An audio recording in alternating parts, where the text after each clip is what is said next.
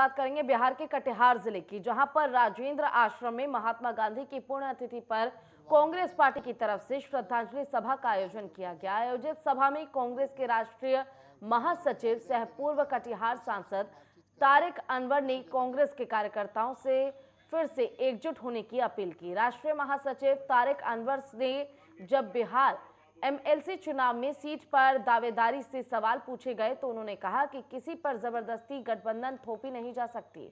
गठबंधन जब भी होगा, जो पार्टियां गठबंधन में हैं, निर्णय उनकी सहमति से होगा। उन्होंने कहा है कि लालू जी ने ऑन रिकॉर्ड कहा था, जो उपचुनाव हुए थे उसके बाद उन्होंने कहा था कि हमारा गठबंधन अभी भी कायम है और अब तो उनके निभाने की बात भी कह रहे हैं। हमारे यहाँ कांग्रेस ने भी कभी नहीं कहा कि गठबंधन समाप्त हो चुका है। एमएलसी चुनाव देखिए, उसमें ऐसा है कि कोई ज़बरदस्ती तो गठबंधन थोपा नहीं जाता है। गठबंधन जब भी होगा तो जो पार्टियां गठबंधन में हैं उनके सहमति से ही होगा। वैसे अभी तक हमको जो जानकारी है कि हमारे प्रदेश के अध्यक्ष या प्रदेश के जो नेतृत्व है उसकी बात आरजेडी के नेताओं से सीधे तौर पर नहीं हुई है। लालू जी का तो बयान है ऑन रिकॉर्ड, हमने ये बात नहीं कही थी, ये तो ऑन रिकॉर्ड लालू जी ने कहा था। और जो उपचुनाव हुए थे उसके बाद कहा था कि हमारा गठबंधन अभी भी कायम है। तो अब तो ये उनको निभाने की बात है। हमारे जहाँ तक कांग्रेस का सवाल है, कांग्रेस ने भी ये कभी नहीं कहा कि हमारा गठबंधन समाप्त हो गया। बिहार में शराबबंदी 2016 में की गई थी, लेकिन प्रदेश से आए दिन खबरें सामने आती रहती हैं कि भारी मात्रा में शराब बरामद हुई है, तो वहीं जहरीली शराब पीने से लगातार मौतें भी हो रही हैं। अब शिक्षा विभाग की तरफ से फरमान जारी किया गया है कि बिहार में शराबबंदी को सफल बनाने के लिए अब शिक्षकों की जवाबदेही होगी। इसको लेकर बिहार में सियासत तेज हो गई है। आपको बताते चले कि जन अधिकार पार्टी के नेता इमरान खान ने नीतीश सरकार पर हमला करते हुए कहा है कि शिक्षक को शराब से जोड़ा जा रहा है और अगर शिक्षक शराब पर ध्यान देंगे तो बच्चों को शिक्षा कौन देगा। दरअसल नीतीश सरकार में शिक्षा विभाग द्वारा शिक्षकों को शराबियों और शराब आपूर्ति करने वालों की पहचान कर इसकी जानकारी मद्य निषेध विभाग को देने के आदेश दिए गए हैं, जिसके बाद से ही बिहार की जो सियासत है वो काफी ज्यादा गर्मा गई है। देखिए सर, मैं बार बार बताया, पहले भी मैंने इस बात पर बताया है कि शिक्षा को शराब से ना जोड़ें। मैं बार बार शिक्षकों का काम पढ़ाने का है, ना कि शराब माफियाओं को पकड़ने और शराब इसका जांच और ये और उसका ये करने, सर्वे करने का। मैं चाहता हूं कि शिक्षकों को पढ़ाने का काम दीजिए और वो सिर्फ पढ़ाएं, तब एजुकेशन बढ़ेगा। वरना ये जिस तरह से स्टूडेंट रोड पर आ गए हैं ना, तो वो उस तरह से आते रहेंगे। मैं चाहता हूँ कि शिक्षकों को पढ़ाने दीजिए प्लीज़। मैं बार बार रिक्वेस्ट नीतीश कुमार से कर रहा हूँ कि शिक्षकों को शराब से, कहाँ शिक्षा मंदिरों में होता है और कहाँ शराब, तो इसको कम से कम शराब को शिक्षा से ना जोड़ें। मैं बार बार रिक्वेस्ट कर रहा हूं कि प्लीज़ आप शिक्षा को शिक्षा ही रहने दें, शराब माफियाओं के साथ उनको ना जोड़ें। शिक्षा कम से कम एक बचा हुआ है, धरोहर है एक तरह से हम लोग के इसका, तो हम चाहते हैं कि शिक्षकों को कम से कम इससे बख्श दीजिए। किशनगंज में मुख्य रेलखंड पर आज बड़ा रेल हादसा टल गया। मालगाड़ी के गार्ड बोगी की 4 पहिए रेल ट्रैक से नीचे उतर गए।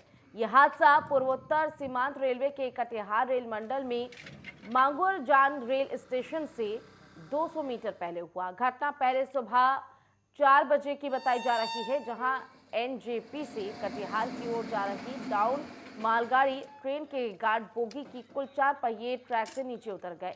बोगी को मौजूद गार्ड किसी तरह जान बचाकर वहां से बाहर निकला। हालांकि रेलवे द्वारा इस घटना में किसी प्रकार की हताहत होने की कोई पुष्टि नहीं हुई है। किशनगंज और अलुवाबारी से रेल प्रशासन के वरीय अधिकारी मौके पर पहुंचे और ट्रैक को खाली करवाने में रेल कर्मियों द्वारा मशक्कत की जा रही है। माऊजान के स्टेशन के जस्ट के बगले में एक दुर्घटना हुआ। कैसे मालगाड़ी का गार्ड ब्रेक जैसे ये हुआ, आवाज़ हुआ 4 बजे भोर में। तो गांव वाला अचानक क्या आवाज़ हुआ, हम लोग दौड़ के गए तो देखते ऐसे घटना है। तो गार्ड बाबू को कोई नुकसान नहीं हुआ है। तो रात में उसको बोगी काट के लेके चला गया है।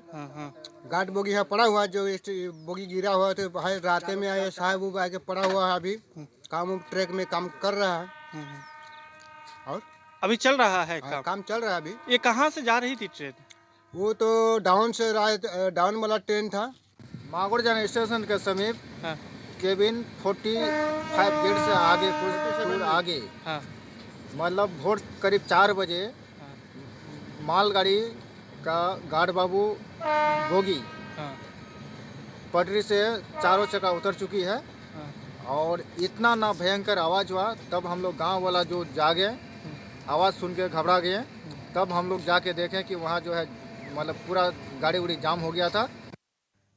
और मधुबनी में मैजिक और ऑटो की टक्कर में एक युवक की मौत हो गई, जबकि 3 लोग घायल हो गए। घटना रहीका थाना के मलंगिया गांव के घाट टोला का है। रयाम मधुबनी मुख्य रोड पर कोहरे की वजह से दोनों वाहन आमने सामने टकरा गए। इसमें मैजिक की ठोकर ऑटो से पलट गई। ऑटो में सवार एक ही परिवार के 4 लोग जख्मी हो गए। आसपास के लोगों ने सभी घायलों को अस्पताल पहुंचाया, जहां पर चिकित्सकों ने एक व्यक्ति को मृत घोषित कर दिया। और ये रैयाम मधुबनी मुख्य मार्ग है। अगली खबर पश्चिम चंपारण जिले से है, जहां पर विद्युत विभाग की ओर से बिजली आपूर्ति के बकायेदारों के खिलाफ कार्रवाई तेज कर दी गई है।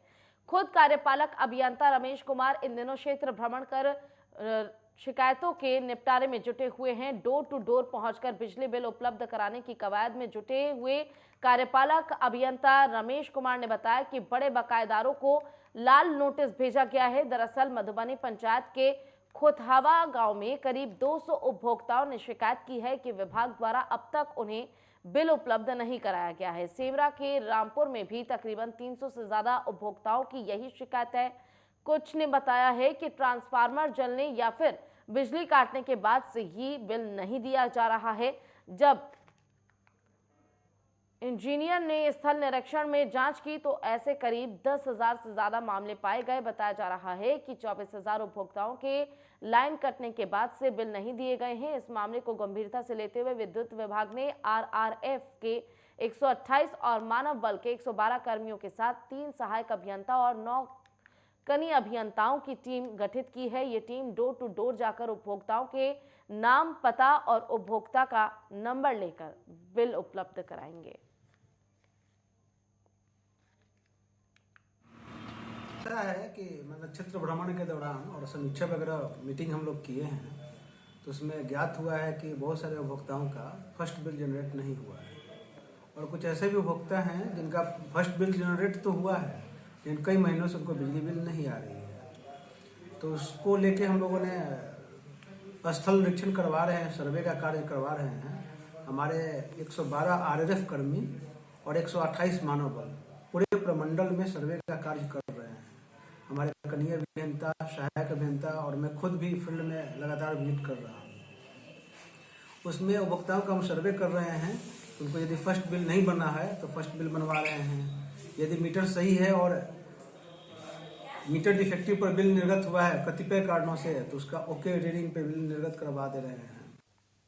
और ऋतुराज वसंत के आगमन के साथ सरस्वती पूजा होती है। लोग सरस्वती पूजा की तैयारी में लग गए हैं। कोरोना संकट के बीच कड़ाके की ठंड के बावजूद कलाकार माता सरस्वती की प्रतिमा निर्माण में जुटे हुए हैं। कोरोना के कारण मंदिर, स्कूल, कॉलेज बंद है। कुंभकारक मूर्ति बनाने में जुटे हैं और साथ ही उन्हें चिंता सता रही है कि मूर्ति बिकेंगे या नहीं। कुम्हार की माने तो कोरोना की वजह से इलाका आर्थिक संकट से जूझ रहा है। ऐसे में तैयार सभी मूर्ति बिक पाएंगी या नहीं, ये संशय बना हुआ है। इस बार मूर्ति का लागत भी मिल पाएगा या नहीं, इसको लेकर भी कुम्भकार परेशान हैं।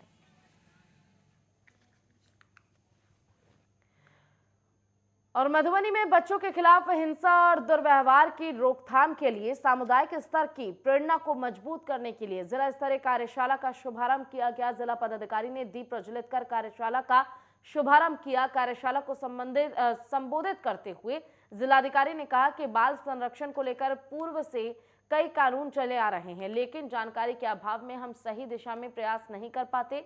आज के दिन हम सभी उन कानूनों और पूर्व के दिशा निर्देशों पर विमर्श कर स्वयं को अपडेट करेंगे। बाल संरक्षण की चिंता खुद की चिंता करने जैसा ही है। ये सूचना विमर्श आपको और हमारे भविष्य से जुड़ा हुआ है। आज हमारे कुछ बच्चे आर्थिक कठिनाई और उचित मार्गदर्शन के अभाव में विषम परिस्थितियों में फंस जाते हैं, जिन्हें फौरी राहत की आवश्यकताएं होती हैं।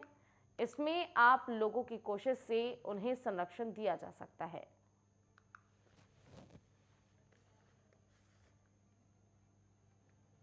कर पाएंगे, तो यही इसके पीछे एक मेन मकसद है। परंतु इसके लिए ऐसा नहीं है कि सिर्फ इस जिले में हम लोग ऐसा करने जा रहे हैं। अभी पूरे बिहार के सभी जिले में ये कार्यक्रम होने जा रहा है और इसको सरकार के साथ यूनिसेफ सपोर्ट कर रही है और उसका मकसद है कि पूरे बिहार के अंदर बाल संरक्षण समिति का गठन हो और बाल संरक्षण समिति का गठन ही नहीं हो, उसका सफलतापूर्वक क्रियान्वयन। तो वहीं पिपरा थाना क्षेत्र के बेला टोल में देर रात एक युवक की बेरहमी से पिटाई करने का मामला सामने आया है, जिसके बाद सूचना पर पहुंची पुलिस ने घायल युवक को इलाज के लिए सदर अस्पताल भेज दिया। घटना को लेकर तरह तरह की चर्चाएं हैं, पर पुलिस फिलहाल कुछ भी कहने से परहेज कर रही है। घटना शनिवार रात की है। कुछ स्थानीय लोग कह रहे हैं कि एक शादीशुदा महिला से मिलने पहुंचे युवक को महिला के परिवार वालों ने पकड़कर खूब पीट दिया। हालांकि घायल युवक के परिजनों ने आरोप लगाया है कि उसकी आंखों में तेजाब डाला गया है, लेकिन पुलिस फिलहाल तेजाब मामले की पुष्टि नहीं कर रही है।